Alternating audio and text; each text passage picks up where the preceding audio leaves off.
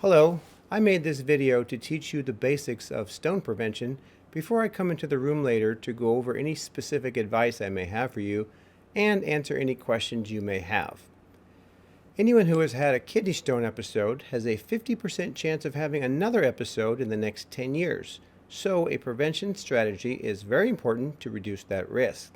I'll start with the most important thing you can do to prevent future kidney stones, which is to stay really well hydrated.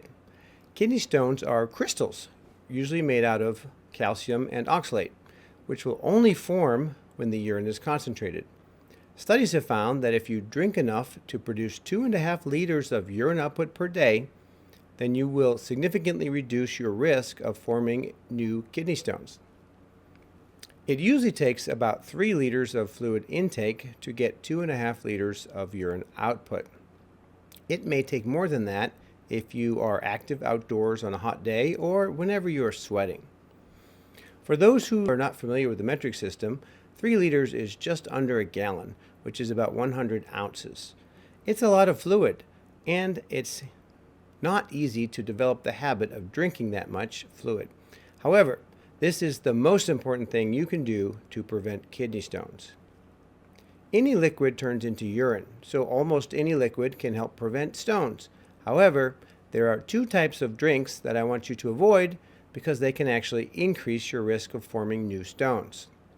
The first one is dark colas, like Coke and Pepsi. High intake of cola products increases the risk of developing kidney stones.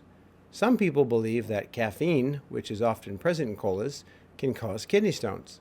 However, this is actually not true.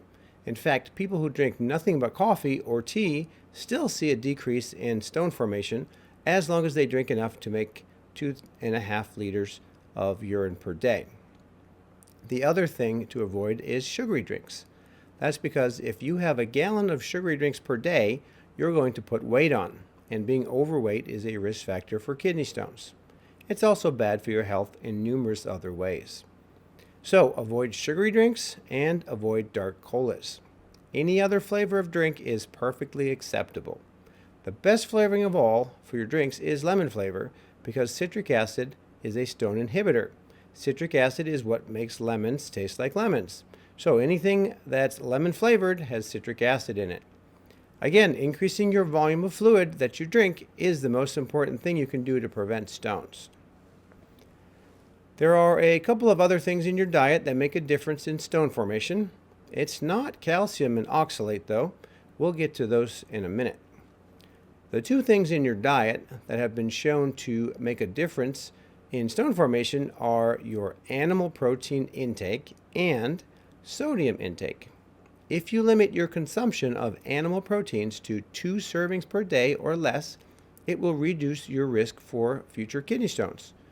And that means any animal, chicken, fish, pork, beef, any animal. And a serving of animal protein is about the size of the palm of your hand. The other thing in your diet that affects stone formation is sodium. If you are able to consume 2,000 milligrams per day of sodium or less, then you will reduce your risk for stones as well. If you're not checking your food labels, you may be getting a lot more sodium in your diet than you think. Anything that you eat out of a box or order from your car window probably has way too much sodium in it. Now let's talk about calcium and oxalate. A lot of people think you need to avoid calcium and oxalate in your diet if you have kidney stones. You can even find websites telling you to do exactly that. But the fact is that most people who make kidney stones don't have to worry about calcium or oxalate as long as they have a balanced diet. Consuming dairy products will not increase your risk for more stones.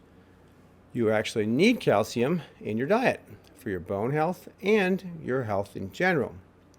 Calcium only becomes a problem if you consume large quantities of it.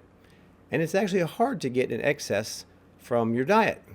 The times where I've seen people getting excess calcium is when they're taking a high-dose supplement, and they're usually doing it by accident. Antacids like Tums that people take for indigestion is actually a calcium tablet. So if you have acid reflux, avoid regular use of medications like Tums or you could overwhelm your body's ability to regulate calcium. Let's move on to oxalate. Oxalate is also important for your health. It is found in healthy foods that you ought to be eating, like green leafy vegetables and nuts. But just like anything in life, too much of it is bad for you. The most common way I see people get in trouble with oxalate is with nuts. Nuts have a lot of oxalate, and different nuts have very different amounts of oxalate. You don't have to stop eating nuts if you like them, but avoid overdoing it. I usually tell people if you have a handful of nuts a day, that's probably not going to cause stones, but a pound a week might. Green leafy vegetables, especially spinach, are also high in oxalate, but you have to work pretty hard to eat too much spinach. If you are an extreme lover of spinach or other green leafy vegetables, then you may want to cut back a bit. Again, you need calcium and oxalate in your diet, and the key is to have balance. You can actually form a different kind of stone by not having enough calcium in your diet. So eat a balanced diet, and then you don't have to worry about calcium or oxalate. The last thing that I include in my counseling, because I get asked a lot, is about low carbohydrate diets like the keto diet. On one of these diets, you're probably going to eat more animal protein than what I just recommended. When these diets first became popular, I was against them for stone formers, for that reason. But then I recognized that losing weight reduces your risk for stones. So from a stone risk standpoint, it seems like it's probably neutral. And the benefits of eating healthy and losing weight are great. So the bottom line is, if you want to eat that way, you have my blessing as a stone former to do so. Well, that's the end of my stone prevention talk.